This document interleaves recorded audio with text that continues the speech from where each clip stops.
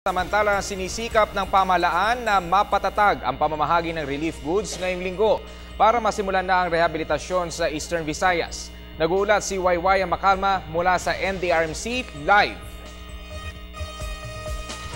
Tama ka nga dyan, Ralph. Ito nga yung ginagawa ngayon ng ating pamahalaan nga na pinangungunahan nga ng National Disaster Risk Reduction and Management Council na ma-stabilize na lahat. Stabilize meaning ito yung masustain na ang mga goods sa mga apektadong lugar kagaya nga ng sa Eastern Visayas at kanina nga kinumpirma na lahat na nga ng bayan, munisipalidad at maging ang mga maliliit na barangay ay nakatanggap na ng relief goods mula sa ating pamahalaan. At stabilized meaning yung mga kalsada ay maayos na at maging ang mga linya ng supply ng kuryente ay dapat ma-stabilize na ito bago nila simulan ang rehabilitasyon sa buong Eastern Visayas naman. Kanina binanggit ni Defense Secretary Voltaire Gasmin sa mga pagre-recover nga ng mga nasawi sa Bagyong Yolanda. Anya, meron naman nagko-collate or nangangalap na ng mga impormasyon at nagba-body count patungkol nga rito dahil ang ilan kasi mga pamilya nila, sila na po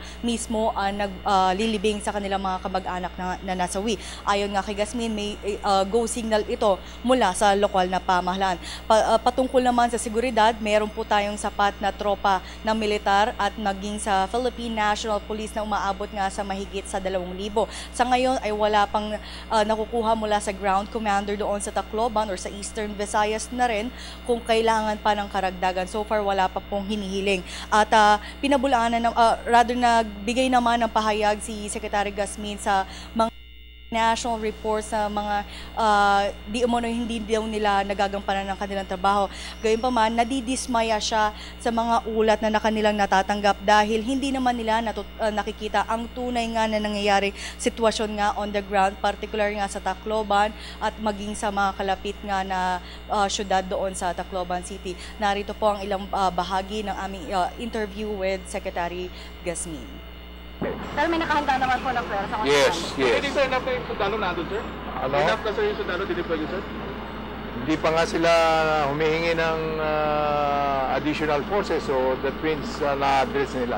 So any reaction sa mga negative reports na nilalabas sa mga foreign Kaya nga, nakaka-discourage nga yung ganong mga kwan. Anyway, nakikita naman nyo kung talagang totoo yung sinasabi nila o mali. You've been there, so you know what's going on. Okay? Sir, magpapadala tayo ng sundalo, sir, para... Sir, kung magpapadala tayo ng sundalo, sir, sa area, disaster area, sir, paano ba yung talagang main assignment nila doon? Ang assignment nila ron, well, number 1 is security. And number 2 is tumulong sa mga tasking na mga na hindi magampanan. Like for example, yung recovery of Ano yun? May team na doon naka-assign doon para i-recover yung mga patay. Kasi may report na yung ibang mga pamilya. Kahapon, napakadaming na-recover na patay. Kasi hapon, sir, ginawa ng mga sundalo yun. kasi hapon, sir, yung mga pamilya naglibing ng mga pamilya nila. Kasama ba doon sa record natin na casualty yun? Yun ay naka-coordinate sa mga mayors.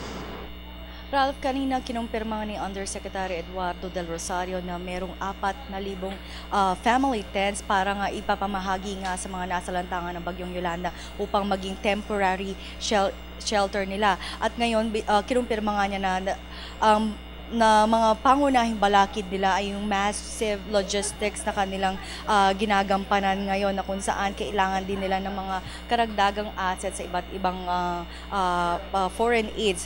At kailangan lang daw, apela nga ni Undersecretary Del Rosario na karagdagang pasensya para rito dahil ginagawa naman nila lahat ng paraan. Katunayan, nagsagawa nga sila ng isang sistema nga para dyan, kagaya nga ng mga pagtanggap ng mga foreign aids. Ito dapat magsisimula sa DFA na kung saan ang DFA magsasabi kung ang mga relief goods na kanilang ipapamahagi ay kailangan nila i-course through ito.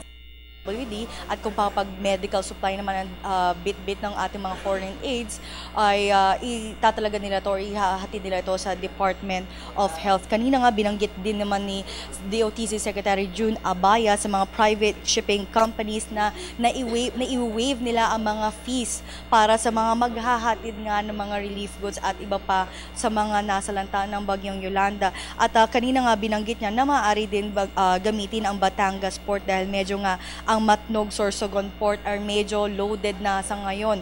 At kanina naman binanggit na niya na nananawagan siya sa mga private shipping companies na huwag gamitin itong trahedyang ito para nga sa pansariling interest dahil ito yung sa mga ulat na natanggap natin na nagtataas nga sila ng pamasahe.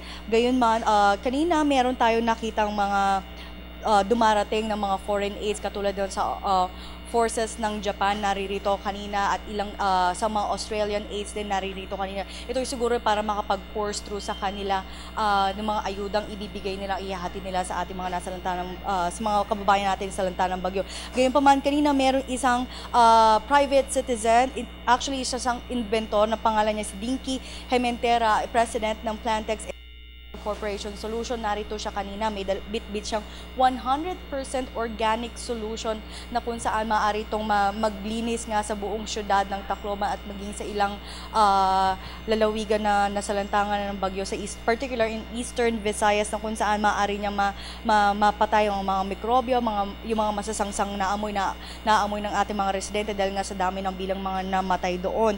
At maaari din itong gamitin as water solution na malilinis ang mga water sanitation doon sa lugar. Kanina 5 o'clock dumating si Defense Secretary Voltaire Gasmin at si Executive Secretary Paquito Ochoa na galing ang Malacanang. Kasama rin nila sa closed door meeting sa ngayon si Undersecretary Eduardo Del Rosario, Executive Director ng NDRRMC. Sa ngayon banggitin ko lang ang latest tally, or actually kanina pa tong 6 a.m. As of 6 a.m. umaabot sa 2,357 ang nasawi habang 3,853 naman ang mga sugatan, 70 pa rin ang nawawala. At kanina ang Philippine Navy ay nakapagsagawa ng water search and retrieval operations na kung saan 90 bangkay in total ngayong araw ang kanilang mga na-recover. 54 ang na-recover nila sa Bay. 35 rito ay mga kalalakihan, 19 mga kababaihan at 11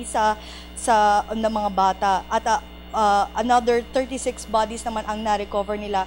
Ngunit ang lahat ng ito ay subject for identification at maging sa accounting. At itong team na rin to na galing sa OCD Region 5 ay nakapagbigay na rin nakapag-distribute ng 52,000 liters of potable water sa mga residente po ng Tacloban City. At Ralph, yan ang pinaka-latest update mula rito sa tanggapan ng NDRRMC. At banggitin ko lang kanina pala, Ralph, kanina nagsagawa nga ng repacking dito sa AFP Grandstand at ang mga dakong alas 4:30 nga ng hapon ay iniloload na nila ito sa isang military truck na dadalhin nga nila sa Villamor Air Base para nga maihatid na ang mga relief goods sa Eastern Visayas. Ralph?